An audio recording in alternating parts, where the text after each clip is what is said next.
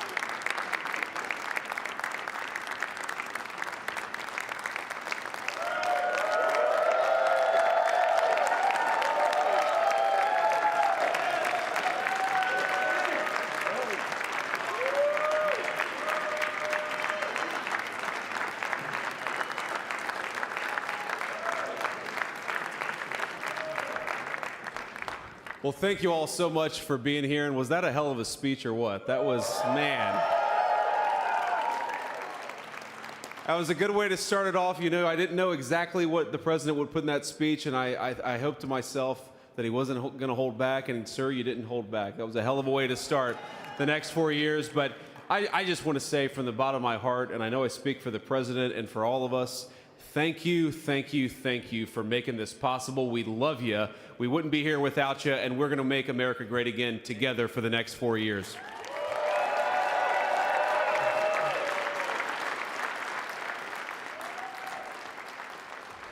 And the last thing I'll say is, you know, having stood outside for about 5 minutes to wave goodbye to the Bidens, thank God we moved that thing indoors, because it was a beautiful ceremony and it was cold as hell outside. So, sir, the 45th and 47th President of the United States, Donald J. Trump.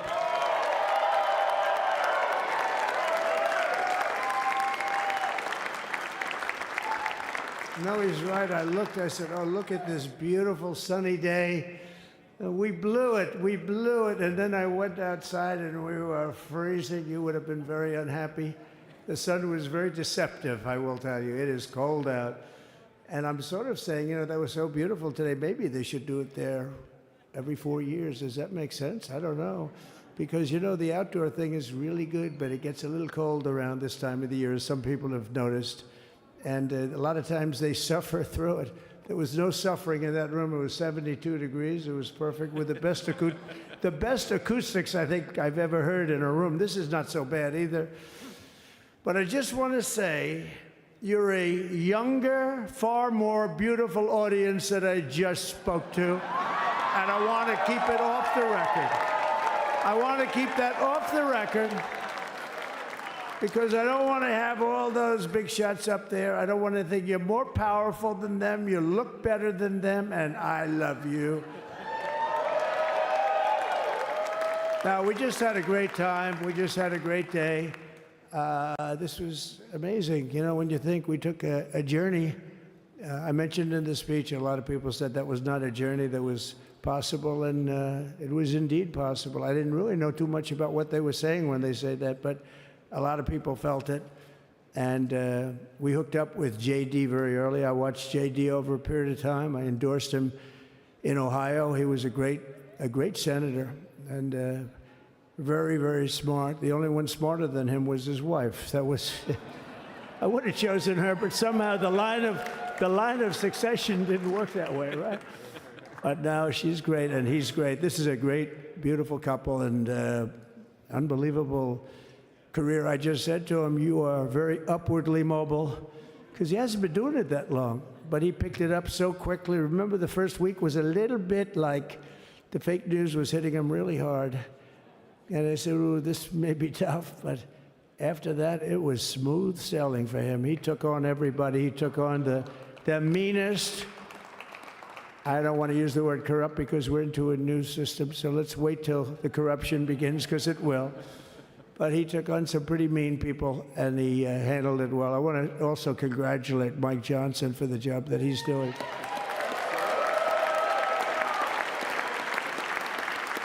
Steve, we gave him a majority of almost nothing, and then I said, to make it tougher on him, let me take 2 or 3 of the people, right? I said, he'll only have to suffer with that for about 3 months. How are they doing, by the way? Are they, is that moving along? Totally unified. I said, do you mind if I take this one, that one, and a couple of others? He didn't mind. He can handle it. No, he's a man that's liked by everybody. I've never met a man like this. You've got how many is it, 219 or 220 or something? 220. And of the 220, 219 really like him. I noticed he got 1 negative vote once about 2 weeks ago. But I think even 220 like him, if you want to know the truth. And that's very unusual. I know a lot of nice guys in Congress, and they have 35 people that hate them. So if you have 35 people that hate you and you only have 1 or 2 or 3 votes, you'll have 5, I think. But that's going to be like, the good news is when we get to that 5 number, it's going to feel like a massive majority. You could be really nasty to a couple of them at least, So it's going to feel like hitting your head on the wall and stopping. It feels so good to stop, but he's done a fantastic job. And Steve Scalise is, he's our hero because, I was with him. You talk about being shot. I was with him. He got some bad ones, and his incredible wife, and she really loves him. You never know about that. I've been with other people. They were doing poorly, and the wife is like looking at her watch. She can't get out of the hospital fast enough. How's he doing? Oh, I don't know. He's all right. That woman was a mess. She was crying and crying. No, they're going to take him. They're going to take him. I told Steve when he finally woke up, it was a while, too. The doctor told me it was the most blood they've ever transfused in any patient. They've never done anything like it. And here he is, the picture of strength, right? And he's been a great friend of mine, right? With a family, because of a family. And what a job you did. It worked out pretty much better than we even thought, right? And I did have a couple of things, to say that were extremely controversial. And between J.D. and Melania and anybody else that heard, please, sir, it's such a beautiful, unifying speech. Please, sir, don't say these things. I said, I'm telling you, it's going to play great. They say, you're right. For this group of people, it's going to play great. You're the only ones I hurt by not, but we had some beauties, didn't we, Melania? She said, sir, calls me sir when she's angry. No, I'm only kidding. I better say I'm only kidding, or the press is going to pick that one up loud and clear.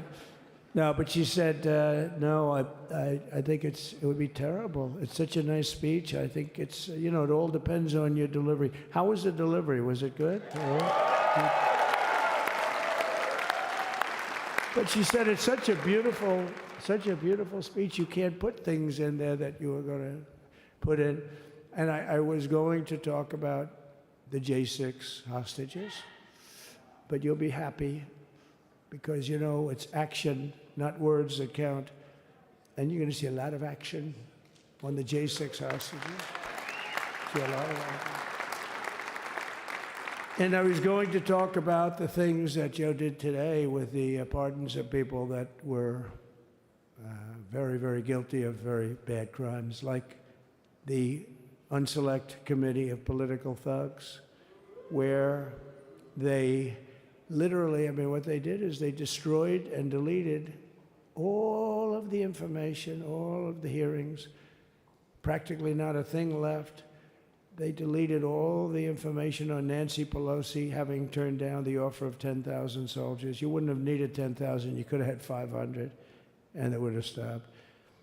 Because we may have had 1 million people that day, the people that were there. You don't see any photographs, but we have a lot of great photos. But you don't see those photographs. They don't put them in. They show the people at the Capitol. But I was talking about that. I was going to talk about that. They said, please don't bring that up right now. You can bring it up tomorrow. I said, how about now in front of the I'll bring it up right now. You know, this little time delay is good because we're getting great reviews on the speech. Now watch. They'll take the speech and say, I didn't like it because he left there and he talked to people.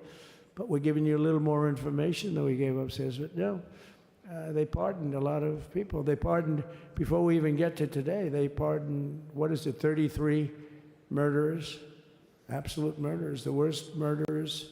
You know, when you get the death sentence in the United States, you have to be bad because they don't give it much.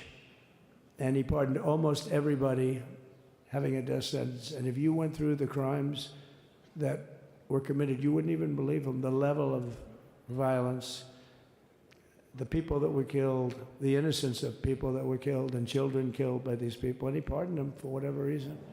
He spared them, but they didn't spare the people that they killed. And, you know, who knows what happens in the future. It's one of the worst because a lot of times they let them out early after that. You know, they say you're going to be in for life, but then all of a sudden they get let out for good behavior, and then they go on a rampage. You know, it's one of those little things, right? But I was going to talk about that. But I was really going to talk about the level of, you know, what's going on. Why are we doing this? Why are we trying to help a guy like Milley? Why are we doing Milley? He was pardoned. What he said, terrible what he said. Why are we helping some of the people? Why are we helping Liz Cheney? I mean, Liz Cheney is a disaster. She's a crying lunatic and crying Adam Kinzinger. He's a super crying. I never saw the guy not crying. He's always crying. I looked at him. I remember years ago, he was actually on my side. And then one day, you know, when you don't want to kill people in wars, they turn against you. Liz Cheney hated the concept of not going to war with everybody. Let's kill everybody. Let's spend a lot of money on military equipment, you know, where her father works, right? And, but what she did was incredible. Think of it. They destroyed and deleted all of that information that went on for almost 2 years against Trump. And the reason they did, because it was all false. Like the person that said, I tried to strangle a Secret Service agent. That's one of the toughest human beings I think I've ever seen. I actually had a friend saying, please don't change that, sir. You are the coolest sucker in history. Remember, she said, I put my hands around his neck because he wouldn't go to the Capitol. Made up fiction. And I was rebuffed. And the guy on the right is a massive weightlifter, probably stronger than me. Do you think he's stronger than me, honey? You know who I'm talking about. Possibly stronger than me. Slightly younger than me, like, I won't say how many years because I don't want to talk about that, but a lot of years. But I had a friend that said, why are you disputing that story? That's the coolest story I've ever heard. That I would attack a karate champion, get slightly rebuffed, and then throw my arms around a guy with a neck about this big. Even though there are bars, you know, there are bars, you can't really do that anyway. So I wanted to talk about that. But all of that stuff got deleted. And the reason it got deleted is they were all caught in lies. You know, Secret Service testified, and they said it didn't happen. Actually, the two guys were very embarrassed. They're suffering because their friends are saying, did Trump really do that to you? But they gained a whole new respect for me. But it was just make-believe stuff, and there were a lot of make-believe stories made up. So rather than suffer the wrath, like the story with Nancy Pelosi, I offered her 10,000 soldiers. She knows it. She admitted it on tape that her daughter made. She's a videographer or whatever you call her, which I'm glad she is. Oh, she can't be in good stead with Nancy. But Nancy said it was my responsibility as she's leaving the Capitol. She said it was, and it was. She's in charge of security at the Capitol. But I offered them up to 10,000 soldiers, even more. One time I said more, as many as you need. But you needed 400 or 500. If 4 or 5, you 10,000, that would be more than the number of people there by lot. But we offered her 10,000. Think of it, 10,000 soldiers. In other words, J6 wouldn't be J6. There would have been no J6. But she rebuffed them. She didn't like it. No, she didn't like it. Maybe she wanted that to happen, but she's guilty as hell. And now we would have to go through the process because they destroyed all evidence. They deleted everything. There's virtually nothing left. The other fake story and so many other fake stories. And many people came out on our side, and those people now would got to find them. There's nothing left. So that's a criminal offense. If that were a civil case, it would be a criminal offense. If that happened civilly where you did that, it would be a criminal offense. So I decided I'm not going to make this speech complicated. I'm going to make it beautiful. I'm going to make it a unifying speech. And then when they said we have a group of people that are serious Trump fans, I said, this is the time to tell those stories.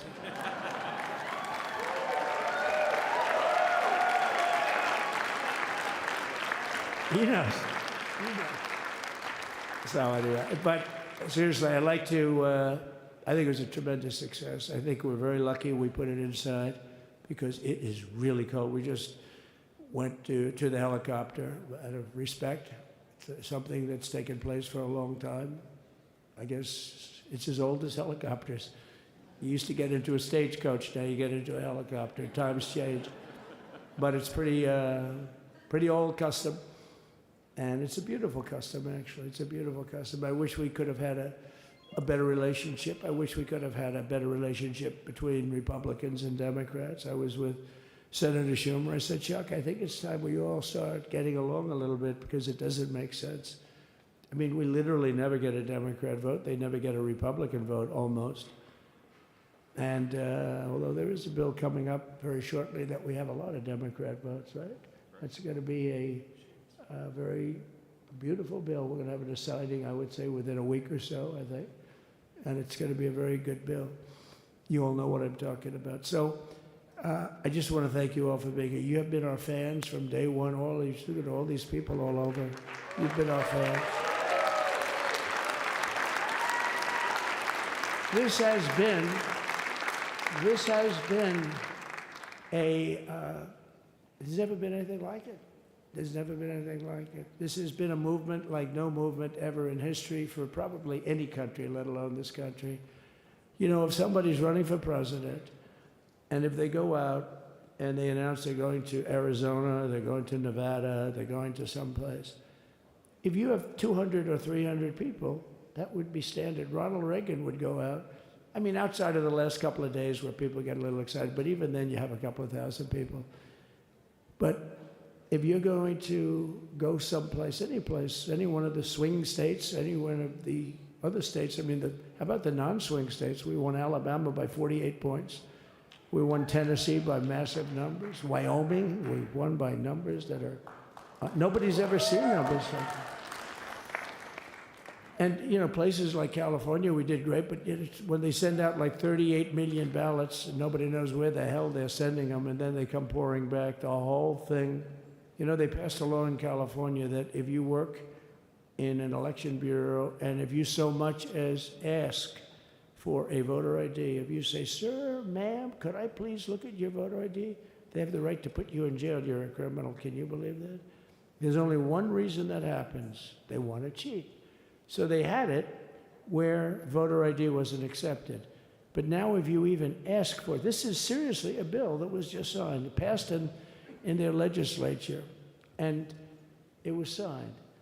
And I think when we get things cleaned up and we get back to a little bit of normalcy, I'm going to ask the speaker to really get involved because I think we would have won the state of California because, you know, if you look at my numbers with Hispanic, we're at 56%.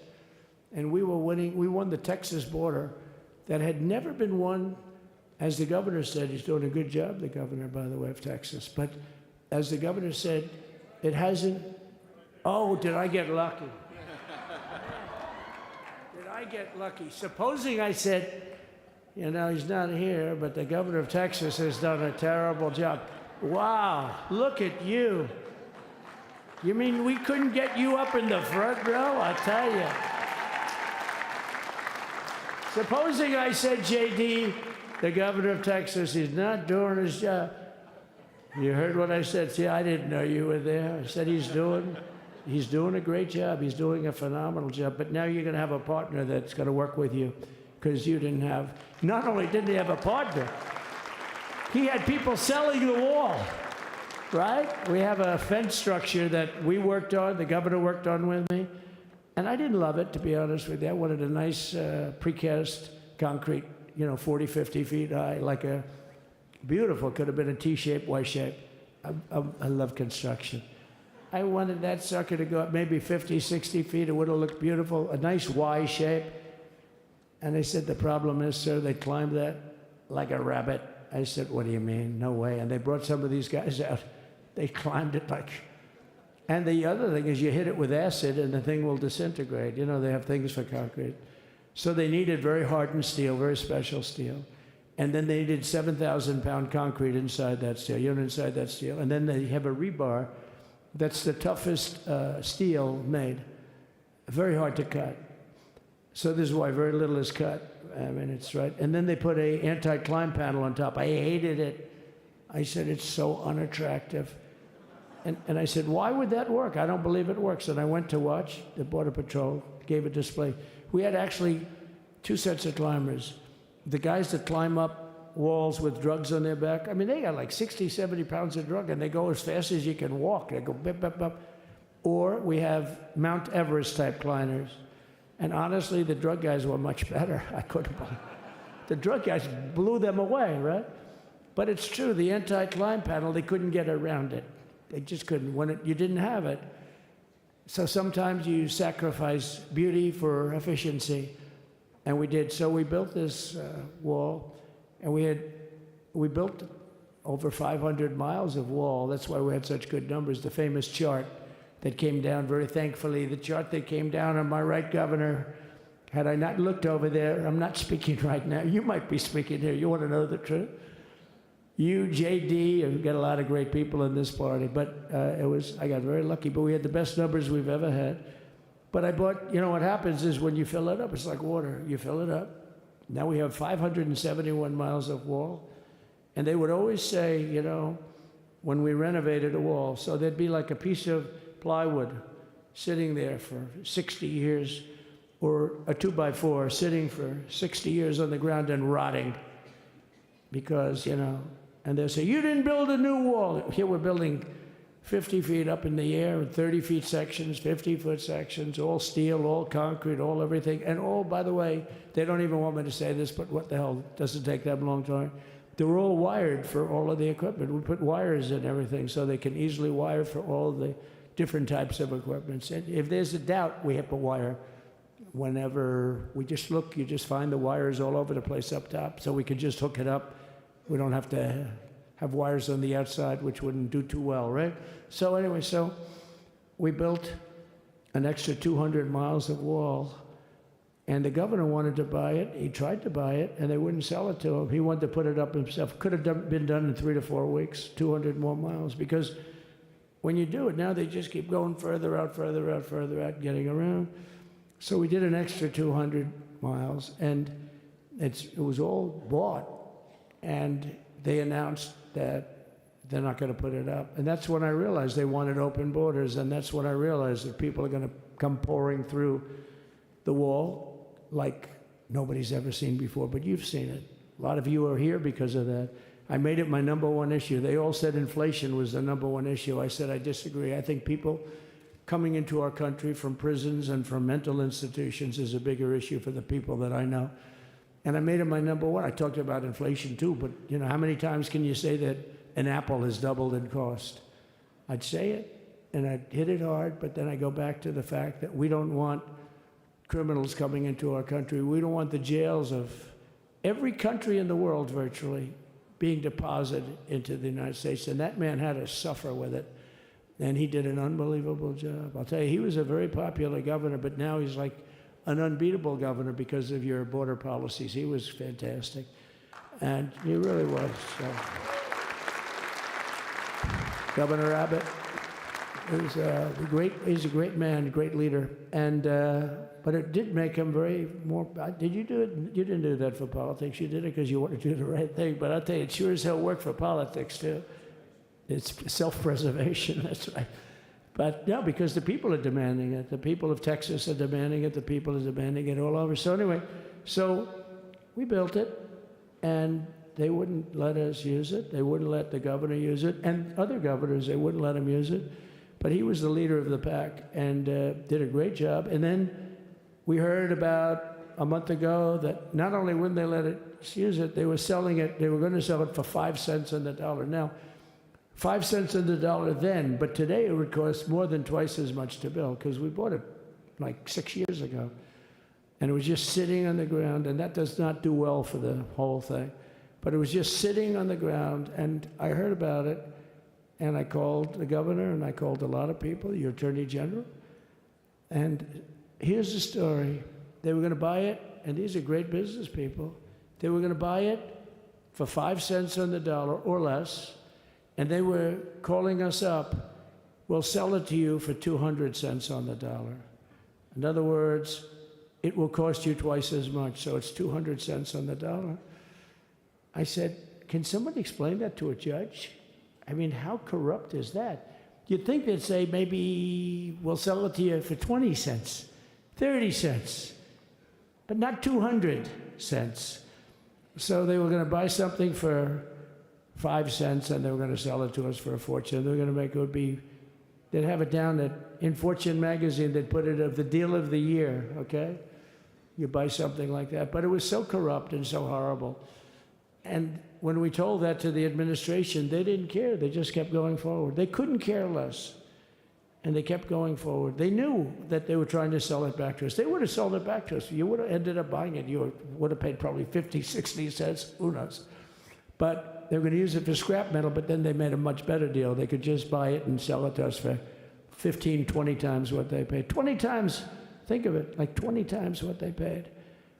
And we wouldn't let it happen. And the governor with his attorney general, Ken Paxton, they made a fantastic, they're a good lawyer. He's pushed around pretty good by people, right? I said, you got a great attorney general. They should leave him alone. He was with me. But Ken and the governor went to court, and a judge actually became incensed and actually called for an investigation. How could a thing like this happen? So he stopped it. So we're waiting to put that wall up. And now that you have a new president, that wall will go up so fast. The governor will complain, sir. This is Greg Abbott, sir. Please, the wall is going up too fast. Please don't do that. You know the story about winning. No, we're going to win too much. We're winning too much. Please, let's stop. People always love that one. We'll do this with the wall. Governor Abbott calls, sir, the wall is going up too fast. We can't take it. We just can't take it. No, I think you'll be very happy if the wall goes up too fast, right? But we'll get that done, and we'll work with you on that. But it was a great decision by a great Texas judge, right? And it was beautiful, beautiful to watch. He stopped them right in their track. I mean, they were literally loading this stuff onto trucks. It was terrible. Honestly, it was terrible. And he wouldn't take it. So I'm so glad I mentioned that they have a really good governor in Texas. And I swear, I didn't know he was here. I swear to you, it sounds like a setup. I didn't know you would end. Did I get lucky? I said the right thing. Because there have been moments when I wasn't so happy with him, you know? But not too many, I can tell you that. So anyway, it's good to see you too, Governor. Great. But I just want to thank everybody. You've been incredible. I recognize so many of you. It's so crazy. But this has been a long journey. This was a journey that started in 2015, probably started 20 years before that. People used to say, you're going to run for president? You're going to run? And I always said, no, I don't want. And then one day I said, let's give it a shot. And what I talked about then was the border, too. I think it probably was the #1 issue for me. Back in 2015, 2016, I talked about the border. And now I talked about the border, but this border is much worse. We fixed the border. It was totally fixed. There was nothing to talk about. 2020, by the way, that election was totally rigged, but that's okay. It was a rigged election. You know the only thing good about it? It showed how bad they are, showed how incompetent, and frankly, historically, this is a much bigger event. If that would have gone like it should have. The bad thing about it is some bad things happened, like a lot of people in our country that wouldn't be in our country right now. So, you know, that's the bad part. But I will say that it started in 2015, and right from the beginning, we went to the top. Day one, They announced Trump, and Trump went to #1 and stayed there for the whole primary. And then we took on Hillary. She didn't look too happy today. We took on Hillary, a very nice person, but we took on Hillary and we defeated Hillary. And then we did much better the second time in 2020. You know, we got millions more votes. We got millions, like 10, 12 million more votes than we did the first time. No president has ever gotten that many more votes. I got like 9 million more than anybody else had ever gotten. And they said we lost. And because of that, I said to Melania, what do you think? And she said, you want to do this again? And had we lost, and had I thought we lost, I wouldn't do it again, because that's like the ultimate poll, right? But I knew how well we did, and this time we made it too big to rig. It was so big. They tried. They tried like hell in the butt. They tried to do it, and around 9:02 they gave up. Last time they did bad things, but this time they just said, yes. You know, I don't know if you saw, Mr. Speaker, in Washington, they had placards. They were all set to march. They thought it'd be closer. A gentleman asked me, a very respected gentleman asked me yesterday, how come the polls were so wrong? They showed you winning, but not in a landslide. I said, because people that are true Trumpers are so angry at the whole polling system and at the writers, the fake news, that they don't want to talk to anybody. So when you call somebody from Trump, who are you voting for? They say, it's none of your business. I'm not telling you. And that was probably 40% of the people they called. So they would discard that one, and they didn't show that. And then when the election happened, you know, the vote came, and it was much different, much higher than, we're going to win, but they really thought, they couldn't believe, the one man said, I mean, it was so much higher. We won all 7 swing states. We won the popular vote by millions of votes, which is hard for a Republican. I'll tell you who came through. The unions came through. The auto workers were great. The Teamsters were great. The firemen were great. I think almost every union was great. The only one that weren't great, although Sean was great, and the Teamsters, Sean O'Brien, the head of the Teamsters, was fantastic. But generally speaking, the head of the union was against Trump, but the union would be with us for like 80, 85%. Look what we did with the auto workers in Michigan. Look what we did with the Teamsters. The Teamsters were unbelievable. They were a solid Democrat vote, and they voted for Trump. So we had a great experience. This has been, now we have to go to work and get it done, because we have to do something that's going to be great. We're going to turn our country around, and we're going to turn it around fast. And I think this was a better speech than the one I made upstairs, okay? I think this was better, JD. I think this was much better, and I got to see my friend. So, Governor, take care of yourself. You call me, we'll start working. You know what that means with him? He's going to be calling me tomorrow morning at about 6. And I said, how about next week? You call me, and we're going to get it started real fast. We'll really help you a lot. You've done a fantastic job protecting something which is, it's not supposed to be for the states. And amazing job you've done. Thank you very much. And I want to thank everybody. And I have a First Lady who's been incredible. She's been incredible. I shouldn't say this. I'm going to get hell when I say this, but her feet are absolutely aching. You know, those heels. And we thought we were leaving. We were going home. Sir, would you be able to go down and say hello to some of your other fans that are here? I said, oh, I didn't know that. Wow.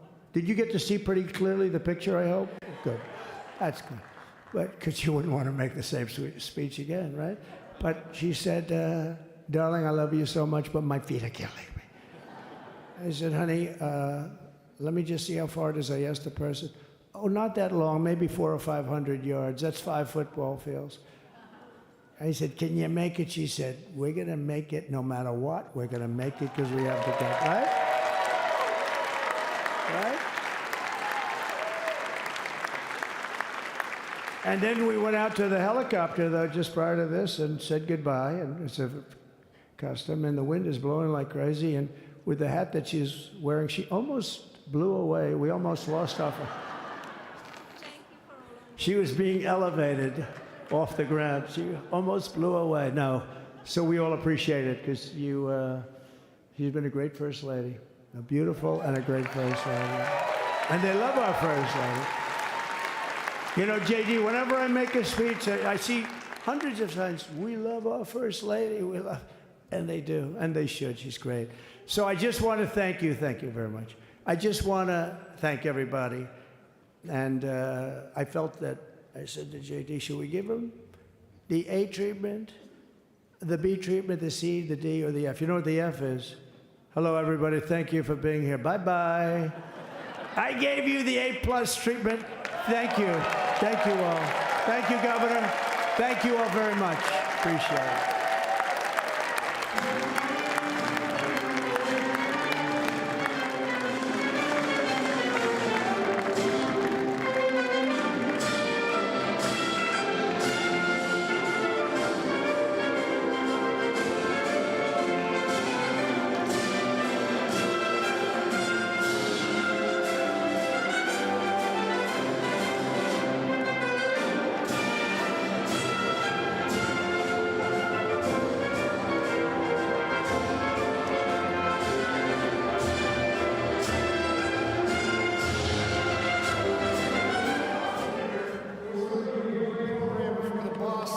Gets here. The first thing I want to say, 6 in the morning, I'm walking in darkness up G Street on my way to meet the boss and the troops at church, and I'm seeing every one of you in line.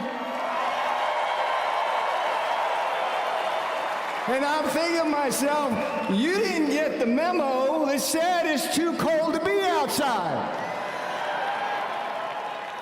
And I know Donald Trump won this election, but that kind of grit that you show standing out there is why he won. So, applause right.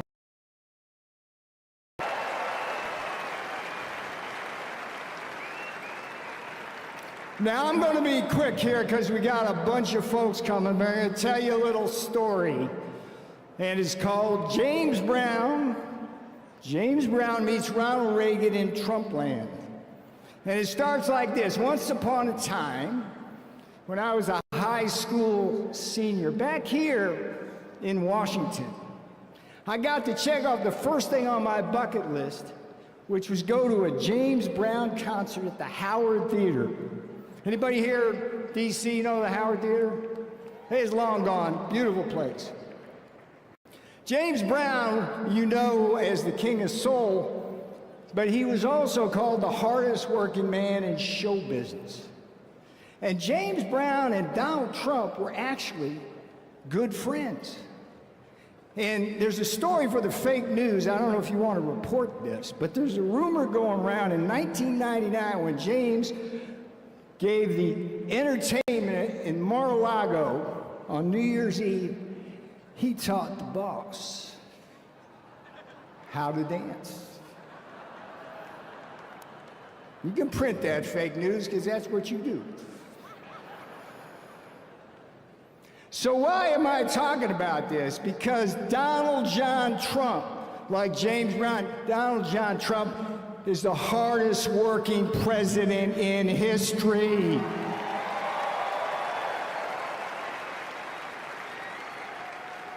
And today he starts working for you.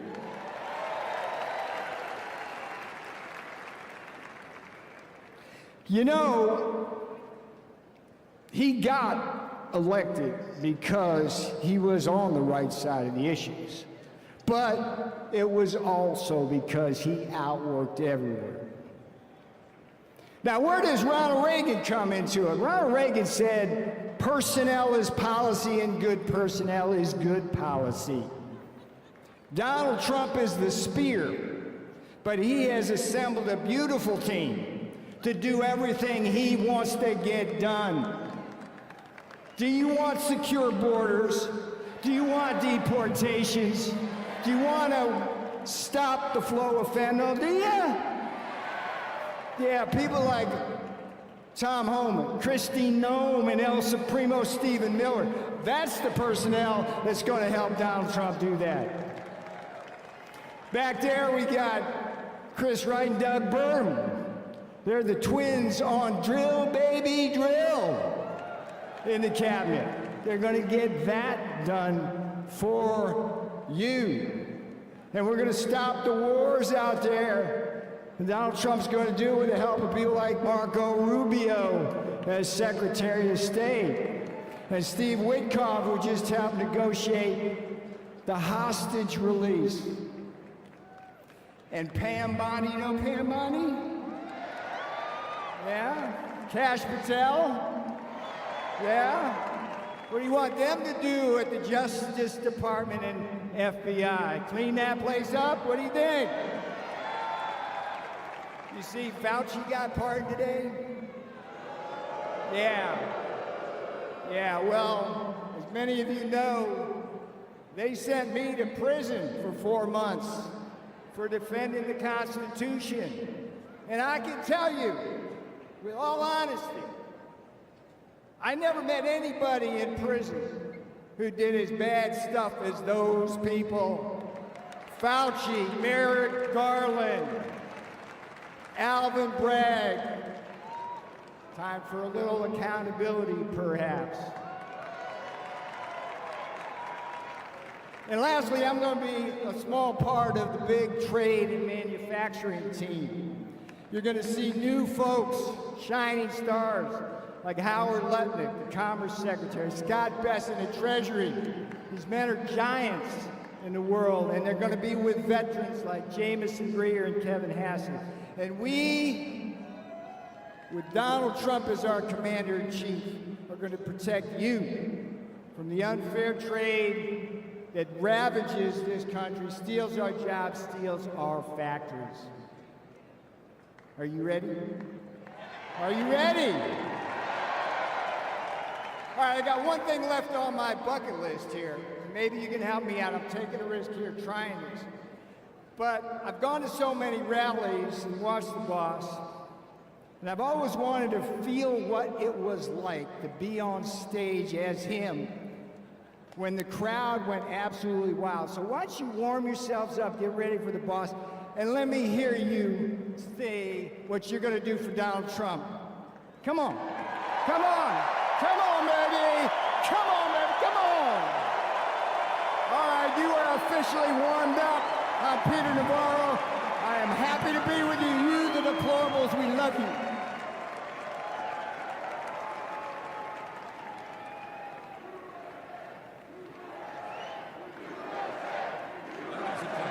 Please welcome to the stage, Kellyanne Conway.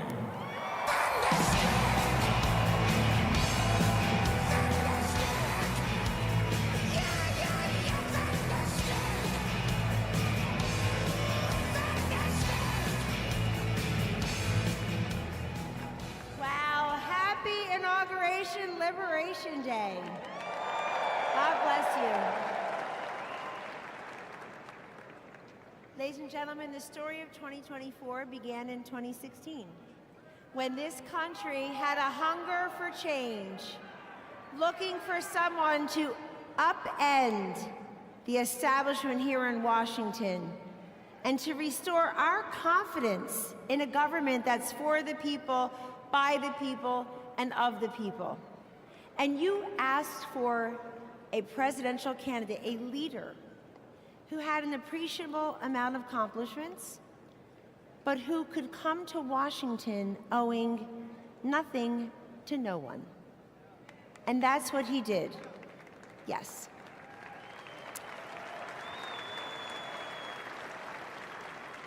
President Trump is a metaphor for this country's greatness, defying the odds, pushing back on the naysayers, confounding the critics, and not backing down, never surrendering.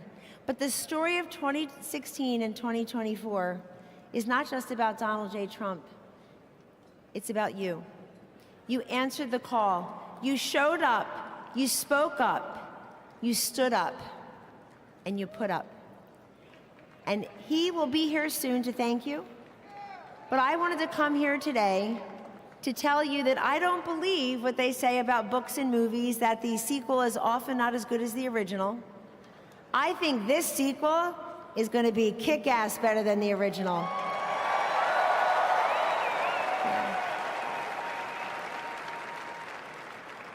One of the best things President Trump has done, and there are so many, is change the conversation, change the culture, and just change the way people look at politics.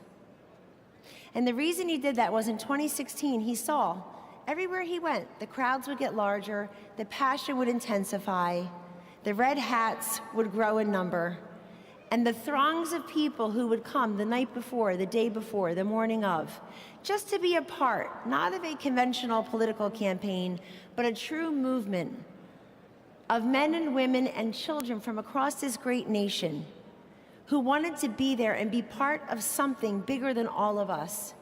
To stand up and say, this is our country, we kneel for the Lord, we stand for the flag, we don't confuse the two, and we're here because we believe in those three words that President Trump said every time. Secure the border, respect law enforcement, cut your taxes, repeal, replace Obamacare, get rid of Common Core. And yes, and this time, in 2024, you were there again.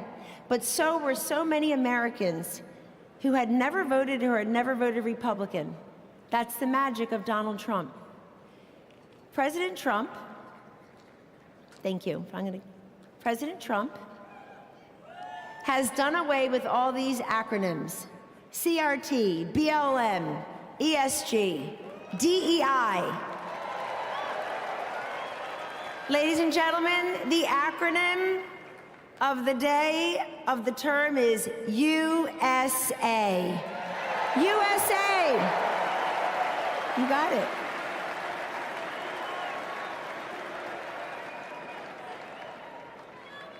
People in Washington love to fight. They love to fight. He's not fighting with Washington, he's fighting for you. And that's why you fight. So continue to stand up and speak up and show up and put up.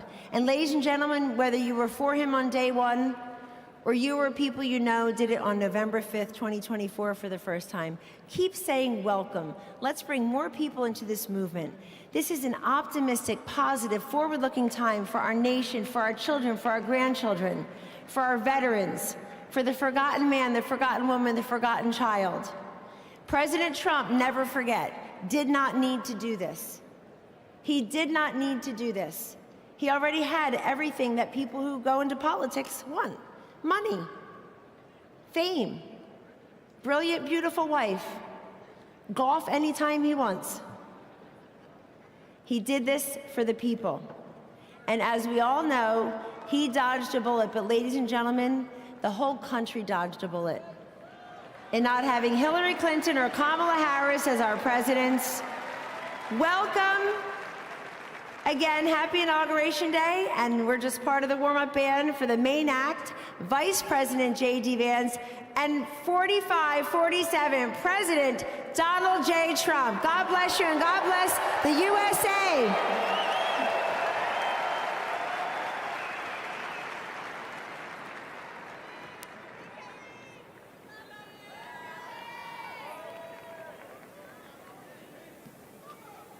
Ladies and gentlemen, please welcome to the stage Congressman Dr. Ronnie Jackson.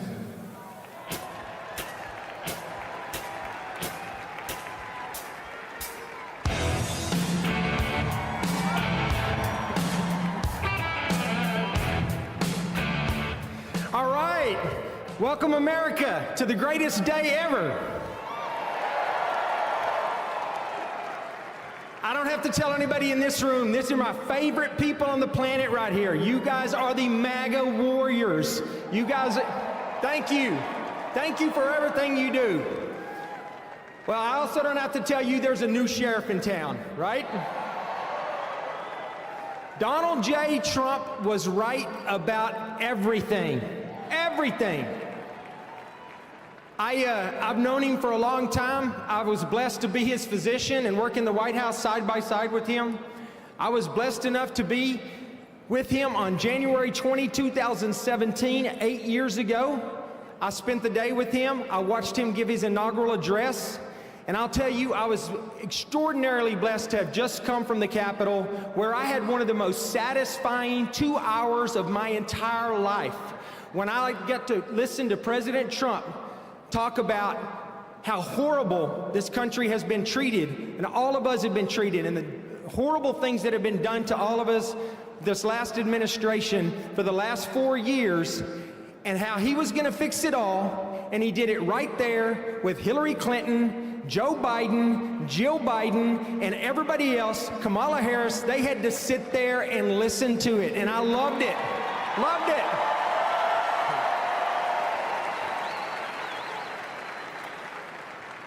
I'll tell you what, you know, I thought for sure, I mean, I've always said that the 45th President of the United States is the absolute best president that this country has ever had. But you know what? I think the 47th President's gonna be even better.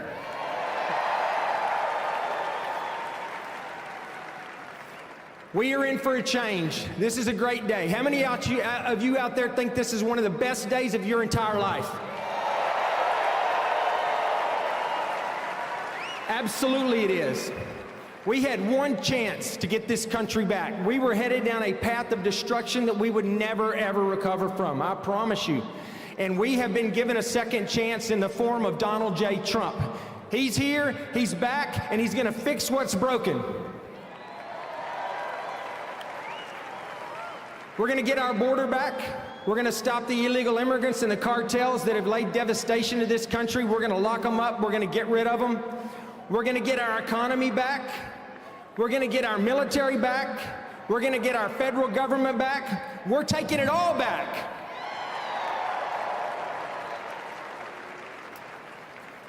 This is a great time to be an American. This is a great day to be an American. And I just wanted to come here, and I can't wait till he gets here to talk to all of you guys. I want to thank you for what you've done, because he got elected because people like you got out and you voted, and you took neighbors who've never voted to the polls, and we all voted, and there was an overwhelming mandate in this country for Donald Trump to come in here and to take this country back. And so I know we're all excited to be here today. It's going to be super exciting when he gets here in a minute. I just wanted to come up here and tell you how much I love you, how much I appreciate you. I want to say God bless you, God bless the United States of America, and God bless Donald J. Trump. Thank you, guys.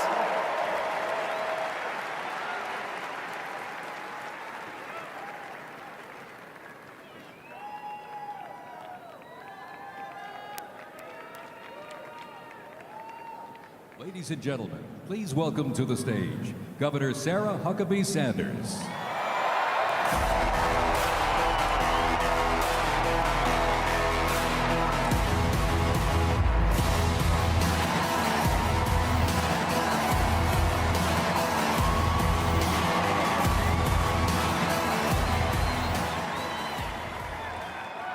What a great day to be an American. I have to admit, it's a little surreal to be back in Washington, D.C. right now. 8 years ago, I was one of the very first staffers to go into the White House for President Trump's first term. And today, because Donald Trump believed in me, defended me, I stand before you as the youngest governor in the country.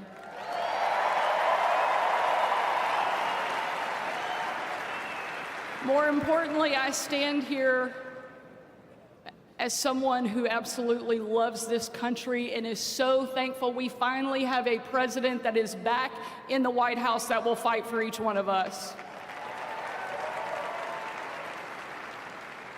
My youngest son, George, is a little tired of hearing me be called the youngest governor in the country.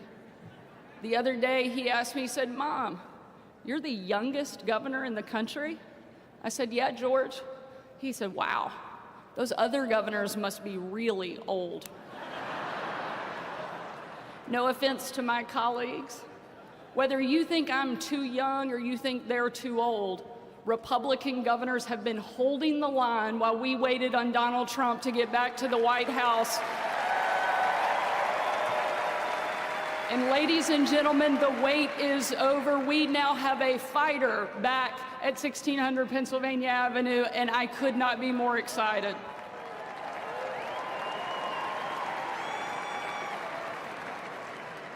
The reason I'm so excited to see Donald Trump back in the White House is because I know he's a president who absolutely loves America. Not even an assassin's bullet could keep him down and stop him from continuing to fight for each one of us. Over the course of the 2.5 years I had the privilege of serving President Trump, I got to travel with him literally all over the world, seeing firsthand just how much he loves this country. And on one particular trip, it was unlike anything we'd ever done before and probably any of us will ever do again. Some of you have heard this story, but I want to remind you of who Donald Trump is at his core. We boarded Air Force One in complete and total darkness. There were no lights on the plane, no lights on the runway. And 12 hours later, on Christmas night, when we touched down in war-torn Western Iraq, again, a similar scene. No lights on the runway, no lights on the plane. No one knew that the President of the United States had traveled around the world on Christmas night until we got there. And the President walked in to a dining hall that was packed with troops, men, women from all over the country. Every demographic you can imagine represented in that room in that moment. And when he stepped in and surprised the men and women of our military, it was a sight and a scene and a sound that I know I will never forget. People chanting in perfect unison, an absolutely unbelievable picture of what makes America incredible. Those men and women cheering, chanting over and over and over again, USA, USA, USA.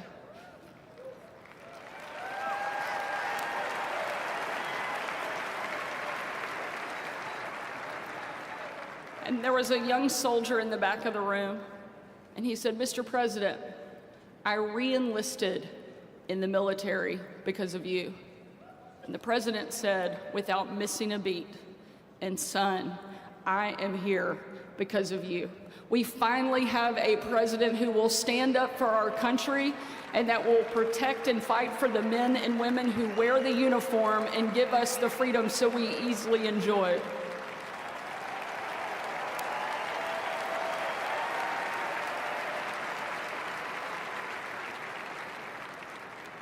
That young soldier came up to me and he tore the patch off of his shoulder and he placed it into my hand and he said, "Sarah, we are in this together." Ladies and gentlemen, that young man and everyone that has served before him, everyone that will serve after him, deserves to know that we have a leader that loves this country and will do everything he can to make it great, and that's exactly what we have in Donald J. Trump.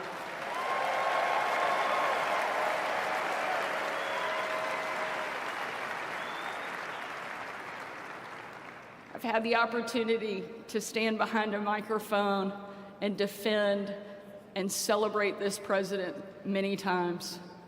But this may be the very proudest because I know over the next 4 years, he is going to rebuild our country and make it the best that it has ever been. Thank you for being here. Thank you for supporting our president. Let's get to work. Thank you so much, and God bless you.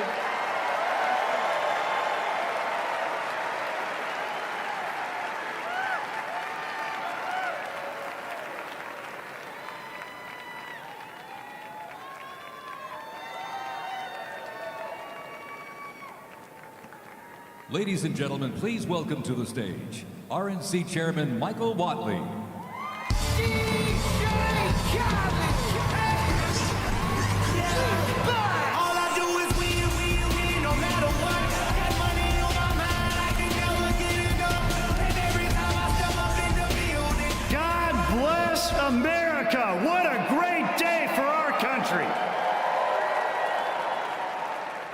You know, a few months ago, Donald Trump and I got on a plane in Palm Beach at 6 a.m. We flew to Phoenix. We did a rally with Charlie Kirk and the Turning Point guys. We got back on the plane. We flew up to San Francisco. Had a huge dinner there, about an hour-long motorcade back. And we're flying down from San Francisco to Los Angeles. It's about 12:30 p.m. Pacific time, 3:30 a.m. Eastern time. Donald Trump has been on a plane for 21 and a half hours. And he looks over at me and he says, "Hey, Michael, pretty cool, huh? Pretty cool." You know, about 9.5 years ago, he came down the escalator in New York City. And to everybody's shock and dismay, he said, "I am going to make America great again. We are going to rebuild our southern border. We are going to restore our economy. We are going to keep our communities safe.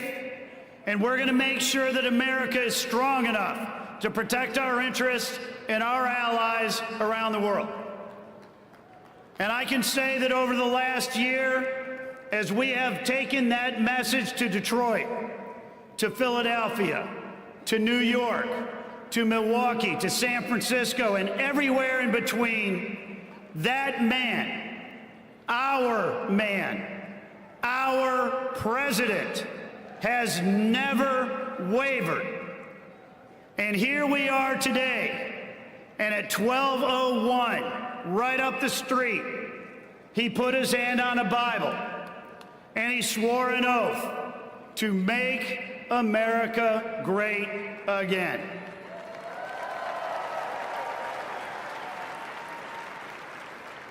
So let me ask you, and let me ask all of America, are you ready for America to be wealthy again? Are you ready for America to be safe again? Are you ready for America to be strong again? Are you ready for America to be great again? Are you ready for Donald J. Trump and J.D. Vance to be the president and the vice president of the United States of America? Pretty cool, huh? Thank you, America, and thank you for everything that you did to make today a reality.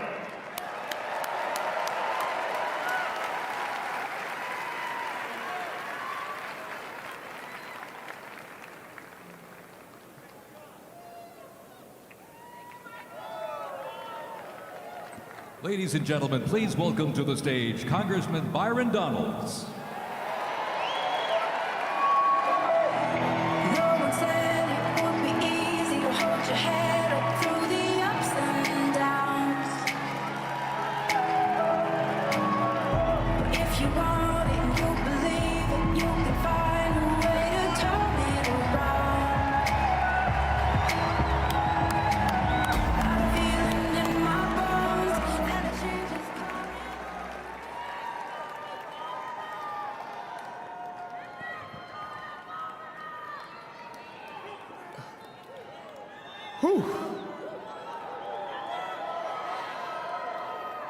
Whether it was Georgia, North Carolina, Wisconsin, Pennsylvania, Michigan, Arizona, or Nevada, we swept them all, and Donald Trump is president of the United States.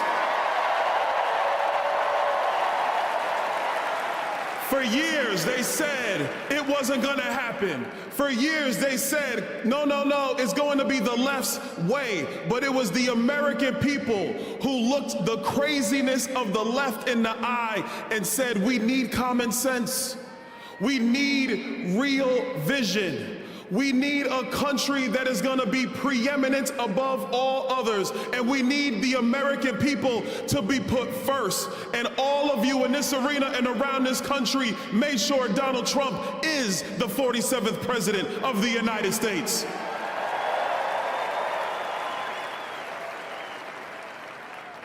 Being here in Washington on January 20th is special for me. This is the day we commemorate the birthday of Dr. King.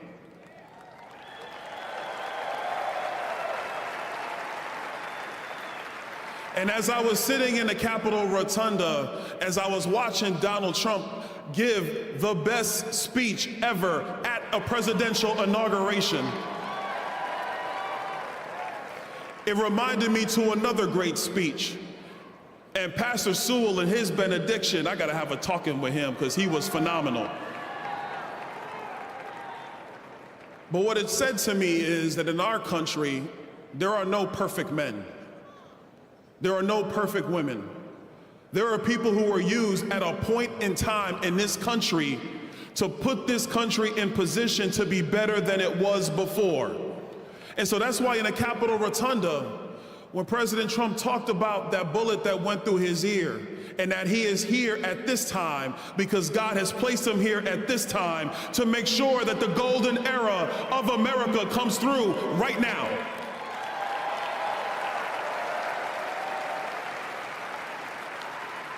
So yes, we are gonna make sure that we get your prices under control and we have a great economy.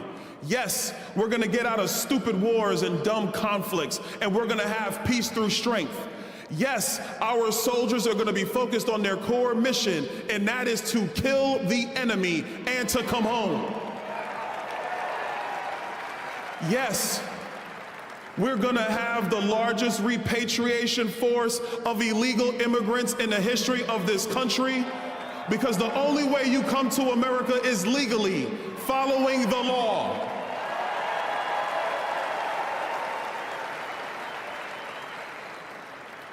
All of those promises and more, they're gonna be kept starting today at that very desk over there.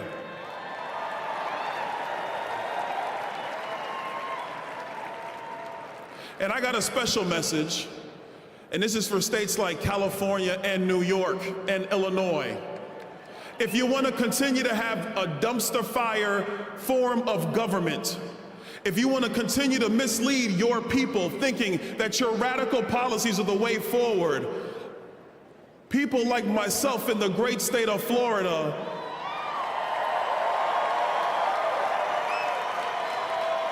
and Tennessee and Texas and the administration of Donald J. Trump, we are going to show you what true governance is. We are going to show you what true leadership is. And we are going to show the people in your states that they don't have to live with Gavin Newsom. They can have a Republican again in the state of California.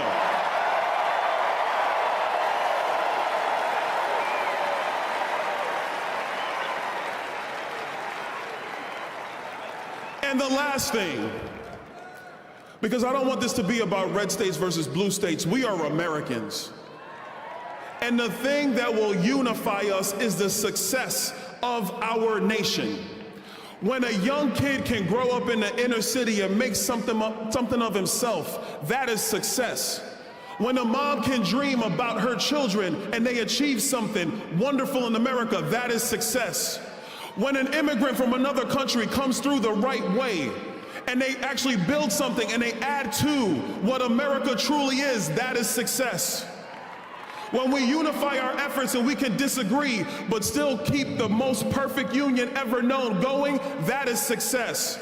Those are the common sense ideals of America. That is the leadership that Donald Trump is gonna bring. And I don't care if you're in California or Florida, that is gonna be the guiding principles of the United States of America. So buckle up, everybody, because we're going to be unified. We're going to get the job done. And I don't know about you, I'm kind of sick of speeches. On Capitol Hill, a few blocks from here, we are going to get the job done, or people will be moved out of the way. God bless you guys. God bless America. God bless Donald Trump and J.D. Vance and their families. God bless you.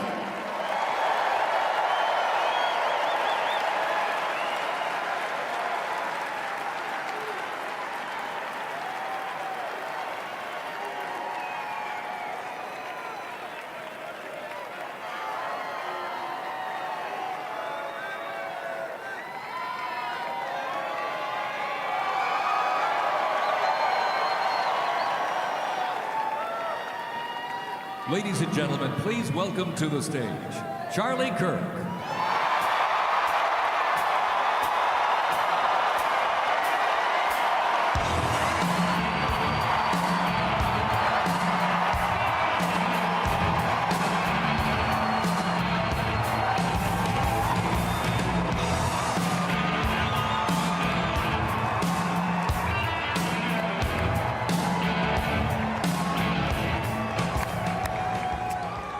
We did it, everybody. It is hard to believe, almost surreal. For those of you that have always had the president's back throughout these last couple of years, when we were at our darkest moment 4 years ago, this is your victory.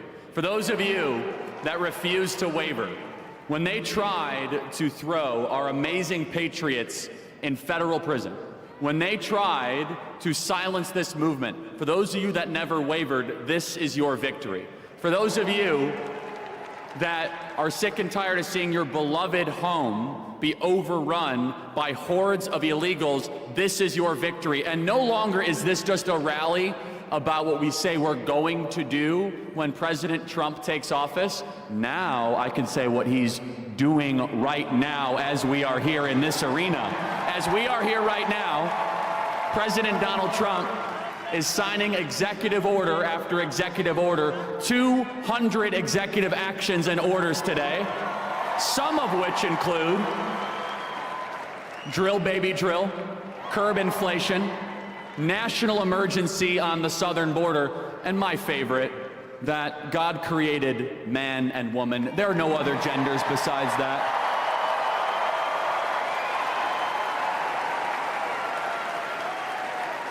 No more critical race theory or diversity, equity, inclusion in our military. Our taxpayer dollars will no longer fund our kids to hate our country. It is over as of today, thanks to President Trump.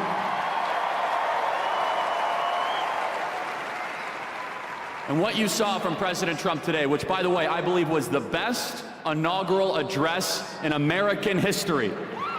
And the reason why it was the best, it was not platitudes or abstractions or empty promises.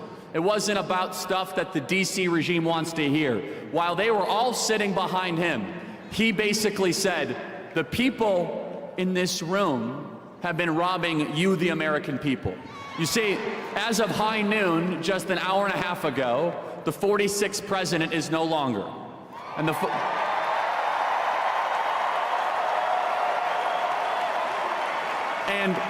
you might think it was Joe Biden, but it really was a bunch of White House staffers that you've never heard of before. Their term is over. It will go 45 Trump, a bunch of White House staffers, 47 Trump. That is how the succession will go. And what we have seen these last couple of years was the intentional destruction and obliteration of our homeland. And in just one day, we're going to understand a very simple truth, that decline is a choice. That when your country is failing, it's because our leaders have decided to allow it to fail. And President Trump, I really believe, is on a mission from the Almighty to save this country in that millimeter miracle where he very well could have been not just shot, but unspeakable things could have happened in Butler, Pennsylvania. And the reason that they wanted to take out Donald Trump so bad, 700 years in federal prison, every possible way imaginable, is because he brings you guys into the room. Is because he brings you into the negotiation. You see, this was supposed to be a managed decline of the United States of America. And just understand what you are living through. You're living through a new American renaissance. And honestly, there were a lot of people that said there's no way they'll allow Donald Trump to be president again. They're gonna steal it. They're going to use the machines, and I understand all that. They're going to try to take him out, but never underestimate the will of the American people and the sovereignty of God towards righteous and good purposes. Donald Trump is evidence that God is not done with the United States of America, that our best days are ahead of us.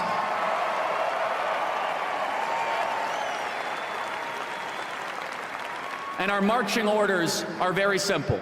Right now, The southern border is being secured and it is being militarized. There are no more illegal entries allowed in the United States of America right now.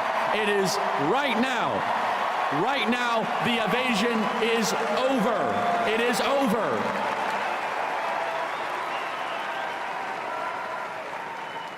And we have to understand that it's going to be more than just executive actions. It's all of you continue to fight in your community. It's all of you continue to understand that this is going to be a bottom-up movement to reclaim our communities, to reclaim our school boards, to make sure our kids love America again. And for me personally, I have a lot of things that I could have done, but the most important thing that I can do and Turning Point can do is to go back on these campuses to make sure that Gen Z is the most conservative generation in American history. I'll say this in closing, everybody. In closing, Donald Trump won the White House largely because younger voters trusted Donald Trump with their vote. It was the largest swing of any demographic, a 35-point swing. For 12 years, I have been focusing on trying to get young people to believe in America, to believe in conservative principles. And I went to campus after campus, and you know, it was not easy work. It was very difficult. But I will, to all the young people of America and Gen Z, I want you to know, President Trump is going to deliver for you so that you could be able to own a home, have big families, believe in this country, and the American dream that your parents once had, you will also be able to enjoy. And let us all together say, thank you, God. Thank you for giving us 45 and 47. Thank you for delivering this country from the most awful people imaginable. Our best days are ahead. Thank you, everybody. God bless you all.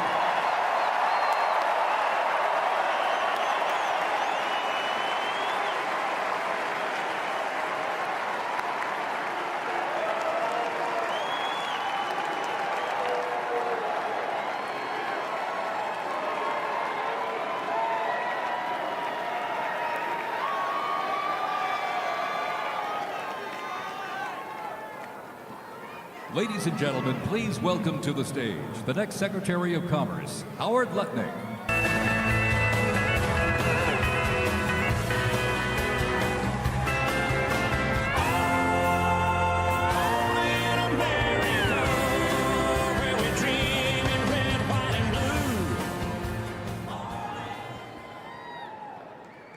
Good afternoon on the greatest Inauguration Day ever.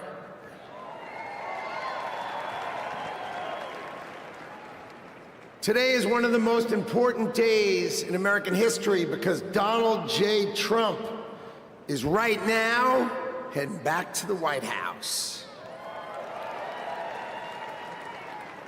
I could not be prouder to be standing before you because 77 million Americans voted for Donald Trump to make sure that it is always America first.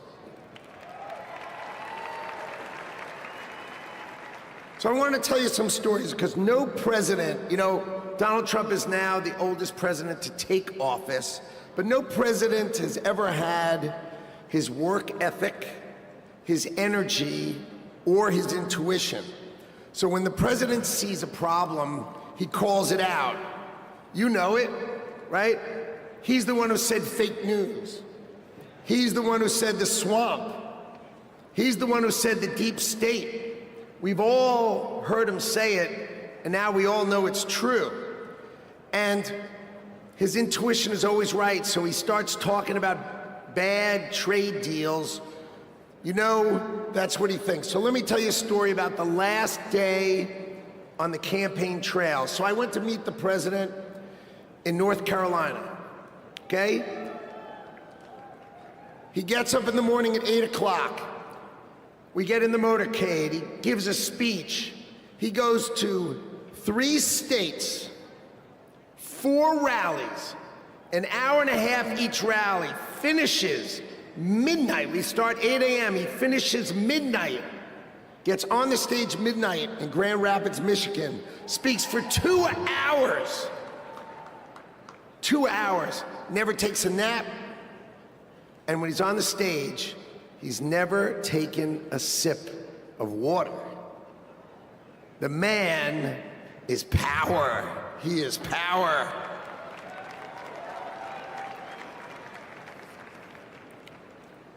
See, no other president will let the administration do it. He's going to help us fix America. So, I've never been in politics before. I spent my life working and building companies, and I worked hard to build a life that really it's only possible in America. But on September 11th, when we saw our darkest day, it changed my life forever. See, my company was located on the 101st to the 105th floors of the World Trade Center. We lost 658 of our 960 New York-based employees. My younger brother Gary got killed. He was 36. My best friend Doug, 39. 658 of my friends and colleagues got killed. So 9/11 could have broken us, but we Americans, we're strong. We don't break. So we all, my employees and I, we dedicated ourselves to rebuilding the company so we could take care of the 658 families that we lost.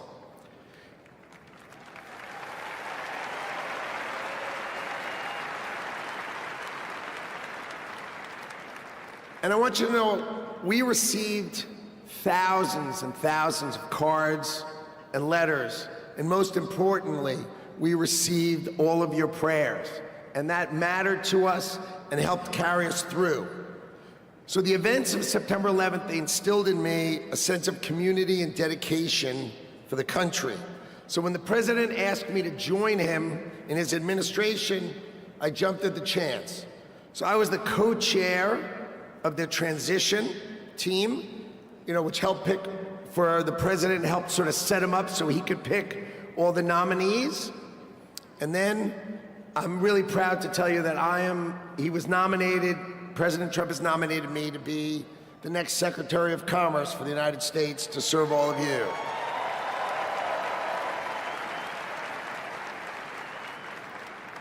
So let's talk about commerce. You see, we plan to end the decades of policies that threw American workers to the wolves. Factories were closed, jobs were lost, wages decreased. We left Americans out in the cold while country after country of this world took us to the cleaners and made money off of us. And that is going to end today.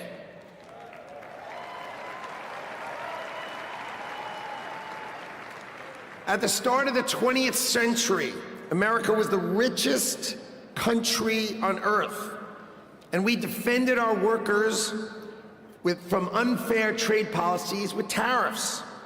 And we only made money. We had no income tax. All we did is charge other countries and foreign companies, if they wanted to sell to America, you had to pay for entry. Okay, so imagine this. The US government had no income tax.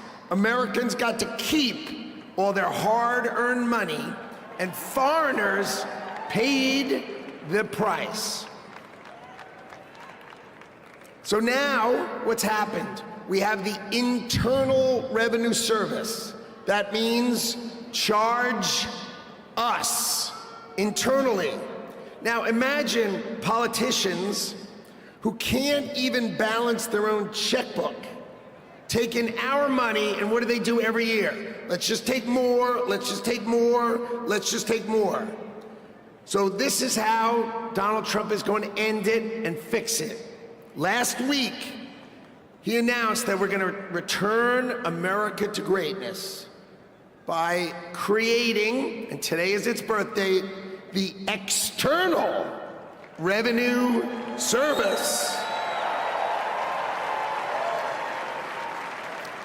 So if you're always wondering, is some bureaucrat going to cut your benefits? Not under Donald Trump. Not under Donald Trump. It means foreign companies are going to pay if they want to come and sell products to the wealthiest country on earth. And if they want to compete with American workers, then let's just not tax our American workers. It means creating level playing fields, and it means that America will be great by reducing the taxes that we pay and driving the ones that they pay.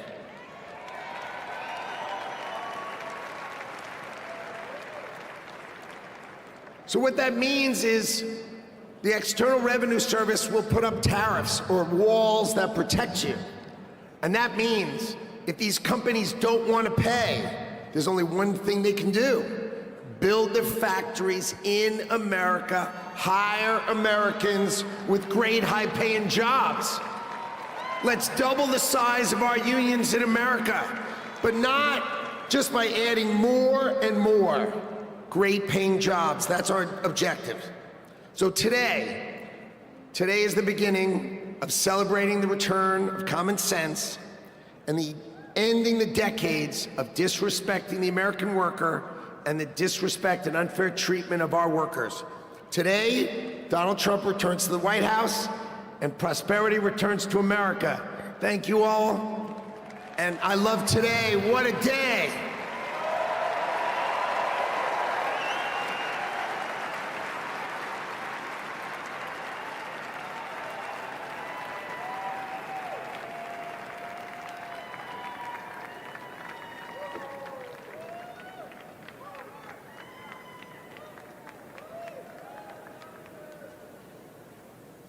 Ladies and gentlemen, please welcome to the stage Governor Glenn Youngkin.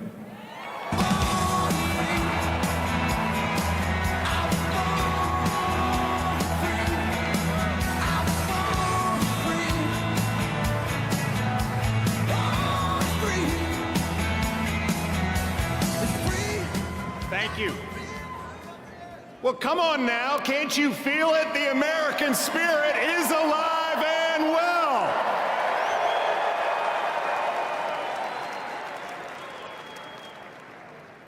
This is the dawn of the golden age of America because we inaugurated the 47th President of the United States of America, Donald J. Trump.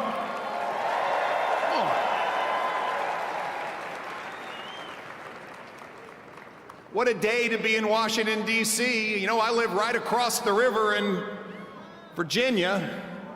And by the way, in Virginia, we know that taxes have to be low, jobs have to be plentiful, and it's your money, not the government's. But we also know that in Virginia and in America, freedom is not free.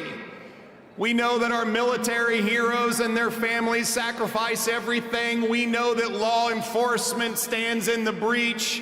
We must back the blue, and I want everybody here to give a rounding applause for the 25,000 military and police officers keeping us all safe today in Washington, D.C.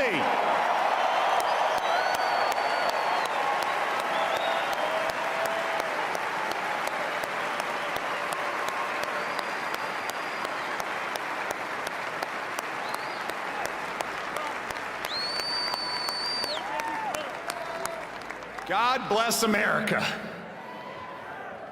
My friends, we are standing here on the dawn of a new age, and we are seeing the sun set.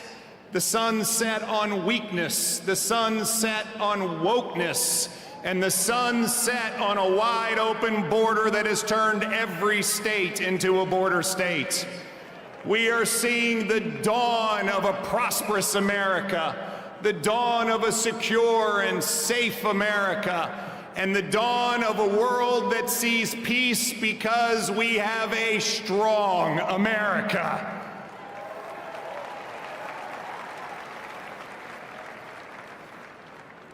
Our new president, Donald J. Trump, has never, ever lost faith in America. They tried to take him down legally. They tried to put him in jail. They tried to even assassinate him. And he never gave up on America, and America, we will never give up on him.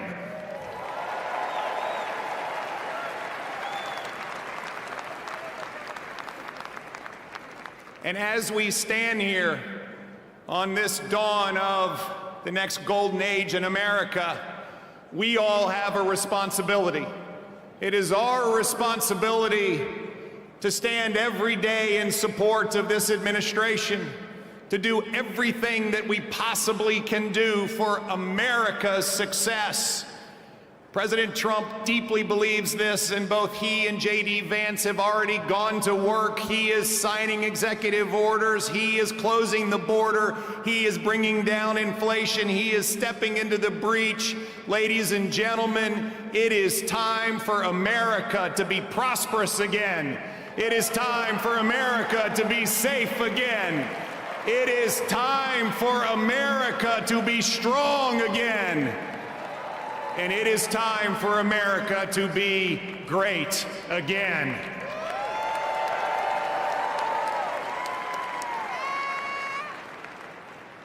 I hail from the great Commonwealth of Virginia, and we know a few great Americans in our history, from George Washington to Thomas Jefferson to James Madison to Patrick Henry, who echoed, "Give me liberty or give me death."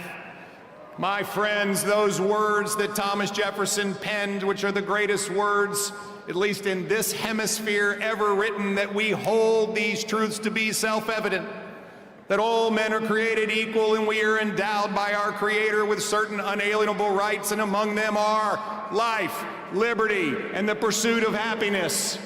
Well, ladies and gentlemen, we stand here on the dawn of a new age where life, liberty, and the pursuit of happiness are available to every American. And we must stand together as we collectively say, God bless America, and God bless Donald J. Trump and J.D. Vance. Thank you all very much. God bless you.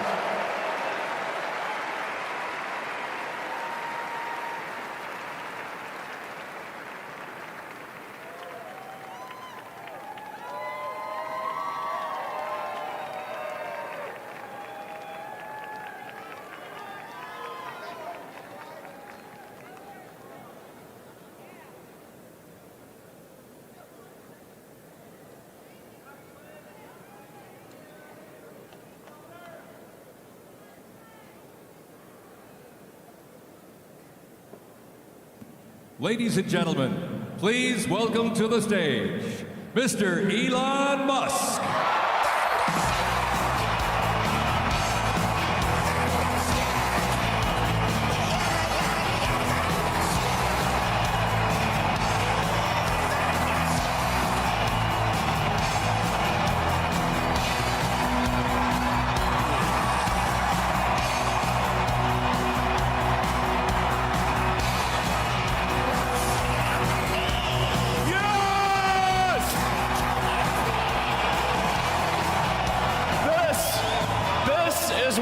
Victory feels like.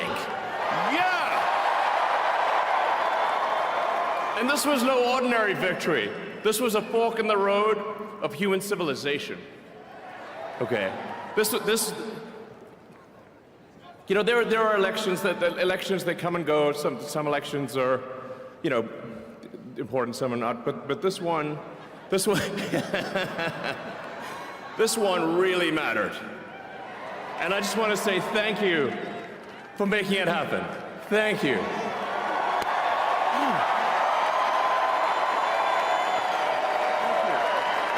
My heart goes out to you. It is thanks to you that the future of civilization is assured. Thanks to you. We're going to have safe cities, finally, safe cities. Secure borders, sensible spending, basic stuff. And we're gonna take Doge to Mars.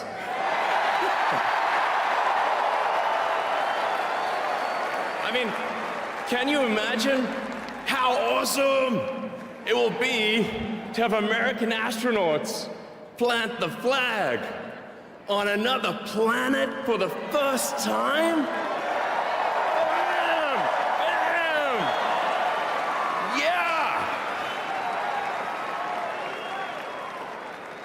How How inspiring would that be? You know, there's always problems in life. You know, there's this problem, solve that problem. But you know, there need to be things that inspire you. There need to be things that make you glad to wake up in the morning and say, I'm looking forward to the future. Yeah. I love you guys.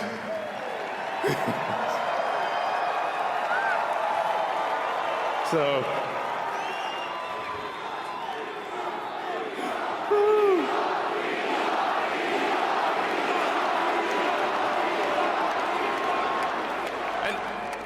and let me tell you, I'm gonna work my ass off for you guys. So, I really will. So, and yeah, but I'm super fired up for the future. It's going to be very exciting. As the president said, we're going to have a golden age. It's going to be fantastic. And one of the fundamental things, one of the most American values that I love is optimism, and this feeling like we're gonna make the future good. We're gonna make it good. So, man, I can't wait. This is gonna be fantastic. So thank you again, and yeah, I'm just so excited about the future. Thank you guys. Thank you.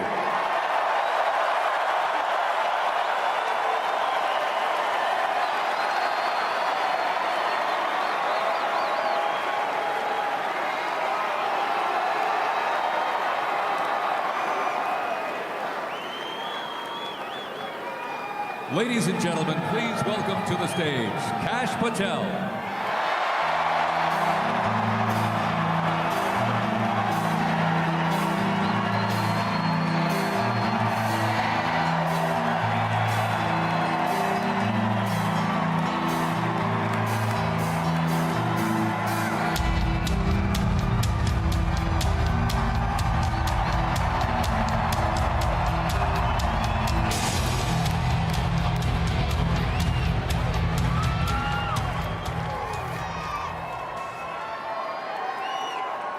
My, oh my, how do you follow Elon Musk when he tells you you're going to take you to Mars? I'll tell you how. He and I share something deeply. We love the American dream. And we have been given a gift by God today to usher in a new dynasty because we just inaugurated Donald J. Trump as our 47th president. And we just inaugurated J.D. Vance as our Vice President of the United States. And we did that because the American dream is alive and well, because you chose that our dream can be the dream for our children and the dream for our world. And we are at a crossroads here in America, but our future is bright because you had the courage to stand for your convictions. So I'm humbled here to talk to you about why I love the American dream. My story's pretty simple, it's unique, and some of you share in it. My parents were born and raised in East Africa.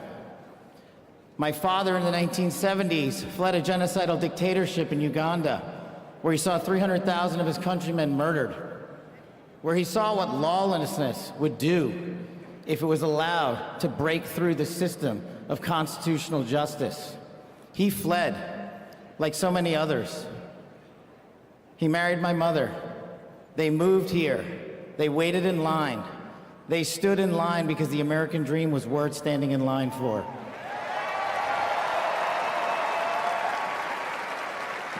That dream is woven into the fabric of this nation, and our immigration policy is the greatest policy in the world. And now that we have Donald J. Trump and J.D. Vance, it will become the greatest policy in the world again.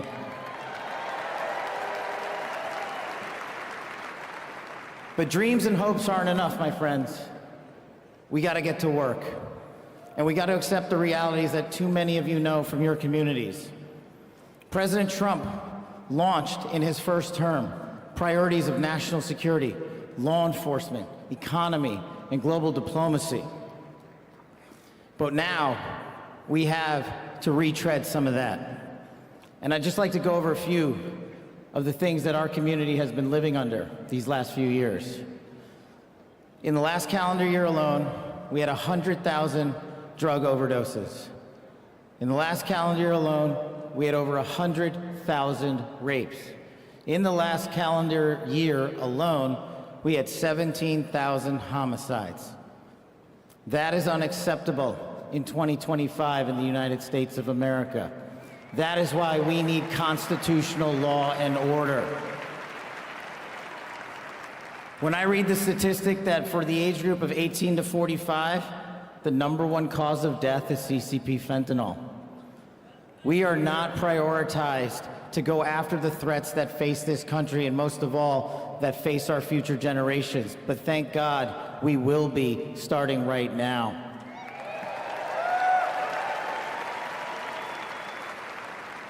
President Trump and J.D. Vance's leadership and administration will usher in the priorities that I cherished during my 16 years in government service. That we will always, always honor the men and women who wear the cloth of our nation and stand on that wall and tell you nothing's getting by them tonight. And so to them, thank you.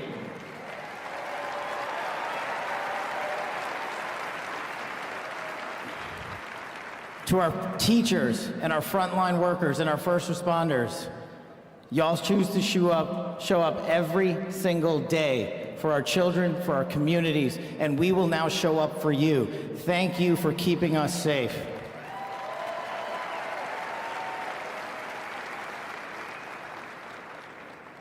To the men and women in law enforcement, and maybe I'm biased on this one. Our police officers, our sheriffs, our federal agents are some of the greatest warriors that God has ever created. And we will put them first because they have our backs, and now we will have your backs.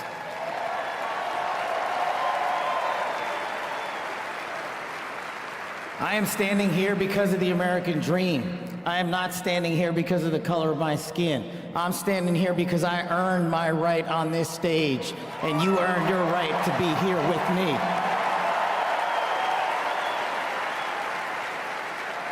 And I promise you this, with every fiber of my being, that our law enforcement, that our teachers, that our first responders, that our veterans, that our men and women in uniform who dare to serve this country and put themselves below the rest of our needs will be reprioritized to the top of the heap because they are standing on that wall, and we will not let that light go dark on them.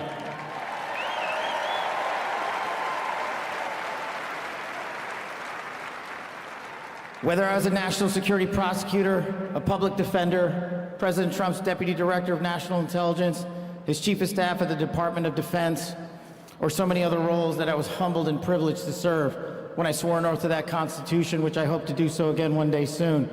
You have my word that you have ushered in a dynasty of change. You have ushered in a dynasty that will allow our children to live this American dream. My American dream. I am living the world's American dream. I am the son of lawful immigrants. We worked our tails off just like you all do, and I'm gonna make you a deal. I promise you I will never quit on your children. I will never quit on their children, because this American dream does not belong to me. It does not belong to them. This American dream belongs to the world.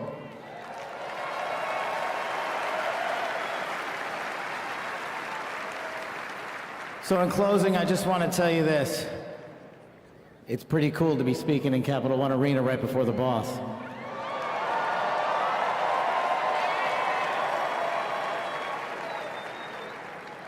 You've inspired me beyond words. Your love, your devotion, your commitment to our country, everywhere I go, shows us that we are not only the beacon of hope, but we are the land of constitutional justice. We are the land under Donald J. Trump and J.D. Vance, where we are going to end the two-tier system of justice. We are going to remove the weaponization of the intelligence community for political purposes, and we are going to put the men and women of America first.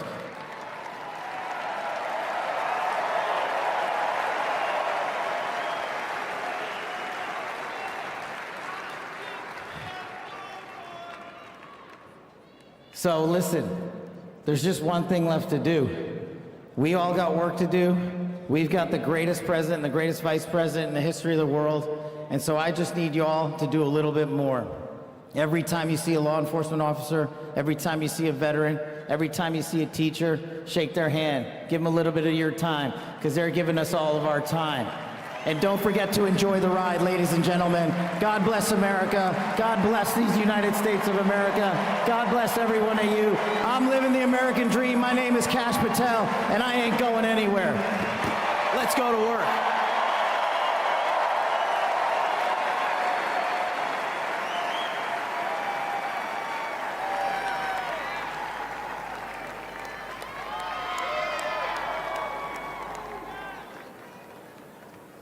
Ladies and gentlemen, please welcome to the stage, Dan Scavino.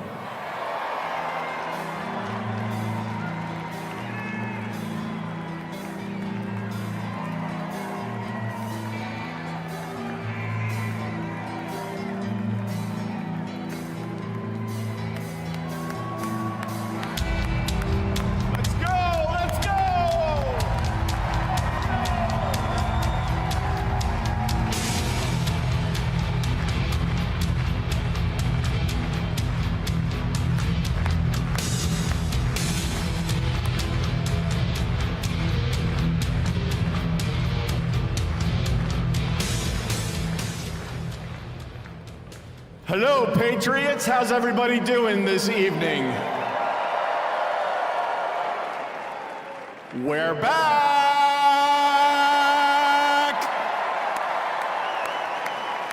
USA! USA! USA! USA! USA! USA! USA! The 45th and the 47th President of the United States of America will be here shortly. He's down at the Capitol. He'll be in a little while. He'll be here. They asked me to come out and say a few words and say hello to you great American patriots that came from all over the country. Thank you for being here today.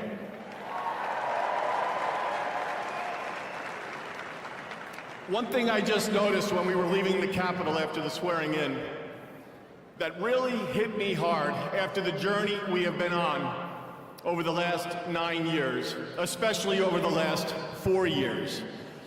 It really hit me when they took the presidential seal right here and put it on front of the podium for when the president gets here.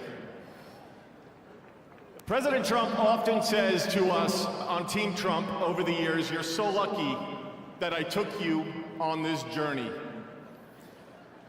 In the good times and the bad times, no matter what would be happening, we'd be sitting on Trump Force One, Air Force One, in the Oval Office, at Mar-a-Lago, no matter where it may be.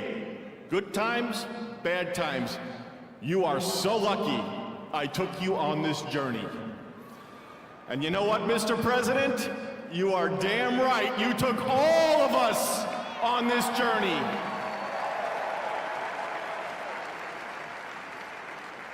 There's been a lot of stops along the way from 2016 when we started back in 2015 with a small campaign team flying around the country, doing rallies, small team, 6, 7, maybe 8 people. Then it continued to grow. Before you knew it, the GOP nomination was going to Donald J. Trump in Cleveland in 2016. Fast forward, he became the 45th President of the United States of America. He had a great 4-year term, and you know what's been great? The last 4 years have not been great in many senses, but he's back in office right now, and I'm just absolutely so pumped up for what this president is going to do. He loves each and every one of you in this arena. The guy cares. He has a fighting spirit, as you saw in Butler, Pennsylvania, with the assassination attempt that came a few months ago. You could say that again. Fight, fight, fight. It's a moment that I will never forget, being there and in the hospital with him. I want to just give you a behind-the-scenes moment with the president and the heart that he has. We were in the hospital He had blood coming down his ear. He wanted to know how his staff was. Myself and Susie were with him, and Stephen Chung and Walt, and even the Secret Service. How are you guys doing? The guy just got shot in the damn head and he's worried about us. Are you guys okay? He's on the phone with his family. Showed him a picture, the iconic photo of his fist raised in the air. Told him it was from Doug Mills from the New York Times, a great photographer. He looked at the picture, he's staring at the picture, one of the most historical photos of all time. There'll never be anything like it. He said, call Doug and see if he's doing okay. That's the attitude he had in that hospital.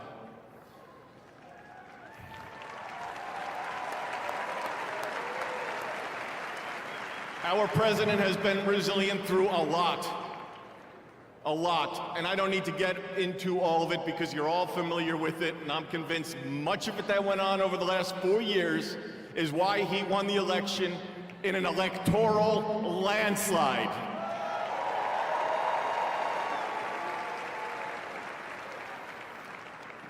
In Butler, Pennsylvania, when he got up and he raised that fist and he shouted, "Fight."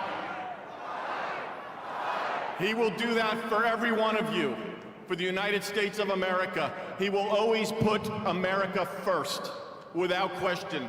He loves what he does. He's got a great administration and a great team behind him. What a journey. McDonald's, drive-through window, garbage trucks showing up at a rally, and him on the plane putting on his orange vest. Sir, are you gonna take that off? I'm going to the rally in my orange vest. The guy is 1 in a trillion. There will never be anybody like this man again. Enjoy this moment, enjoy this movement, and together we will continue to fight, fight, fight, put America first, and make America great again. God bless everybody here. We love you. Thank you.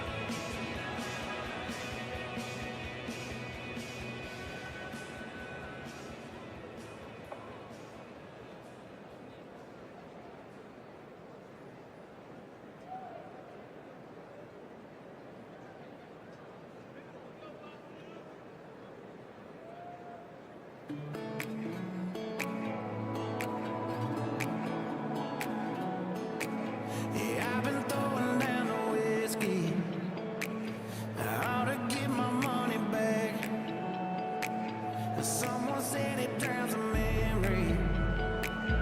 Oh, but it ain't doing jack. Yeah, I've been sipping, I've been buzzing, shooting doubles like it's nothing. All but nothing makes you go away.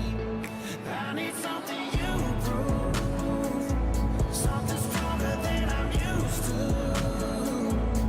Yeah, I've been pulling 92 hard and feel like nothing's gonna cut it. That's the hard truth. Yeah, I need something you prove. Oh, I need something you prove. Put 'em up till they shut 'em down, yeah. You never ain't out around, yeah. Don't matter what time, what town, I can't get you gone. Turn the bar, yeah, upside down. Just looking for something that does it.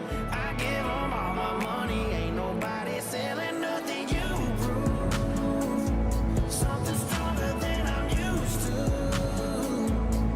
Yeah, I've been pulling 92 hard and feel like nothing's gonna cut it. That's the hard truth.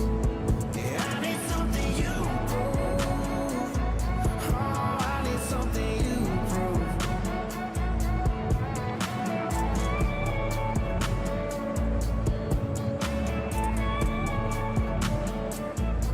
Yeah, I've been mixing liquors trying to get you gone. Oh, but I must be doing something wrong. 'Cause I've been working hard to fade your memory. Baby, but the only thing faded is me.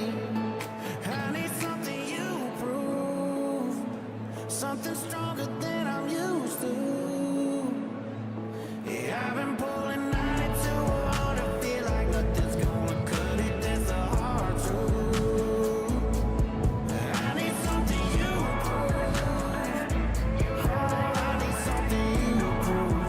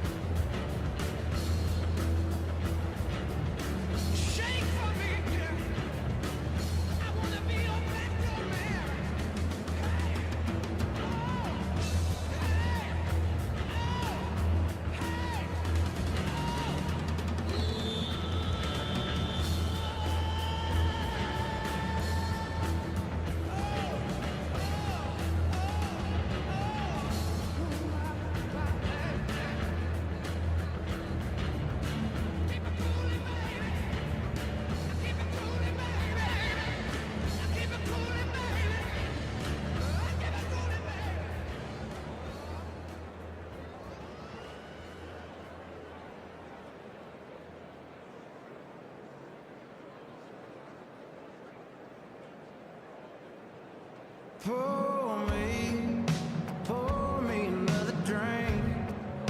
'Cause I don't wanna feel a thing no more, hell no. I just wanna sip it till the pain wears off. Pour me another round. Line 'em up and knock 'em down. Two more, let's go. 'Cause I ain't never heard like this before. Don't wanna think about her or wear a ring without her.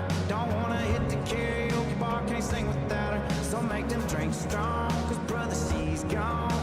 And if I'm ever gonna move on, I'ma need some whiskey glasses. 'Cause I don't wanna see the truth. She's probably making out on the couch right now with someone new. Yeah, I'ma need some whiskey glasses if I'm gonna make it through. If I'ma be single, I'ma need a double shot of that heartbreak groove and see the world through whiskey glasses. See the world through whiskey glasses. Last call. I swear this'll be my last call. I ain't drunk, darling, no more at 3 a.m. Mr. Bartender, hit me again. Don't wanna think about her or wear a ring without her. Don't wanna hit the karaoke bar, can't sing without her. So make them drinks strong, 'cause brother, she's gone. And if I'm ever gonna move on, I'ma need some whiskey glasses. 'Cause I don't wanna see the truth. She's probably making out on the couch right now with someone new. Yeah, I'ma need some whiskey glasses if I'm gonna make it through. If I'ma be single, I'ma need a double shot of that heartbreak groove and see the world through whiskey glasses. Oh, see the world through whiskey glasses. Yeah. Line 'em up, line 'em up, line 'em up, line 'em up. Knock 'em back, knock 'em back, knock 'em back, knock 'em back. Fill 'em up, fill 'em up, fill 'em up, fill 'em up. 'Cause if she ain't ever coming back, line 'em up, line 'em up, line 'em up, line 'em up. Knock 'em back, knock 'em back, knock 'em back, knock 'em back. Fill 'em up, fill 'em up, fill 'em up, fill 'em up. 'Cause if she ain't ever coming back, I'ma need some whiskey glasses. 'Cause I don't wanna see the truth. She's probably making out on the couch right now with someone new. Yeah, I'ma need some whiskey glasses if I'm gonna make it through. If I'ma be single, I'ma need a double shot of that heartbreak groove and see the world through whiskey glasses. Oh, see the world through whiskey glasses.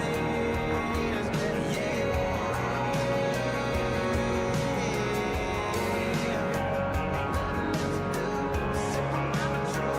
See the world through whiskey glasses. Yeah.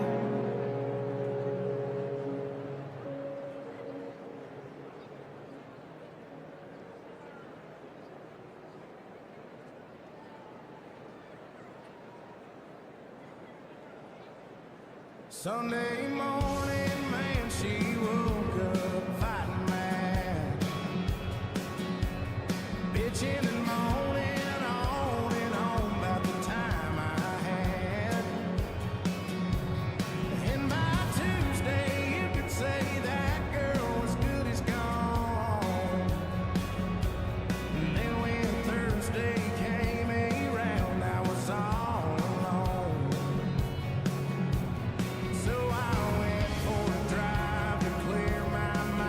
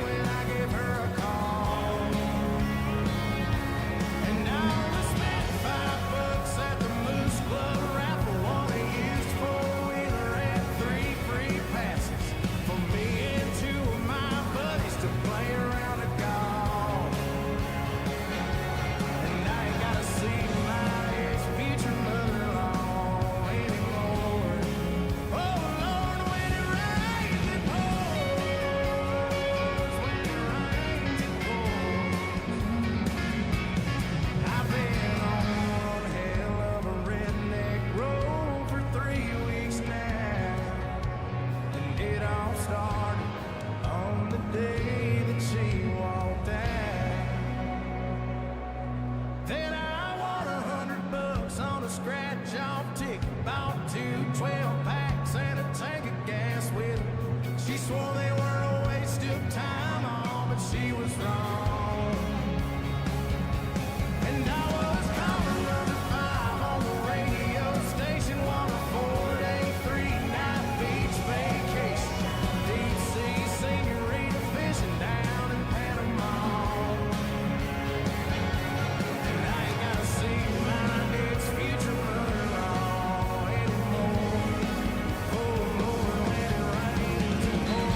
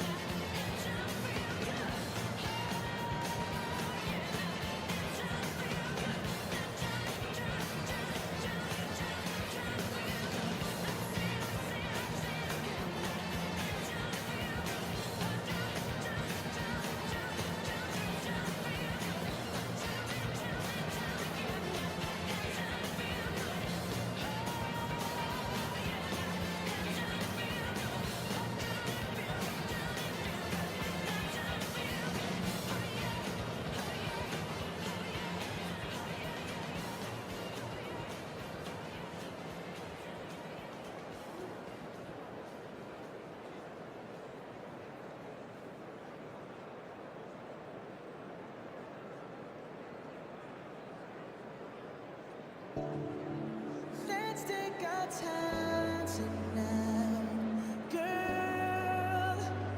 Above us, all the stars are watching. There's no place I'd rather be in this world. Your eyes are where I'm lost in. Underneath the chandelier, we're dancing all alone. There's no reason to hide what we're feeling inside right now. So baby, let's just turn down the lights and close the door. Ooh, I love that dress, but you won't need it anymore. No, you won't need it no more. Let's just kiss till we're naked, baby. Versace on the floor. Ooh, take it off for me now, girl. Versace on the floor. Ooh, take it off for me now, girl. Until the back fall.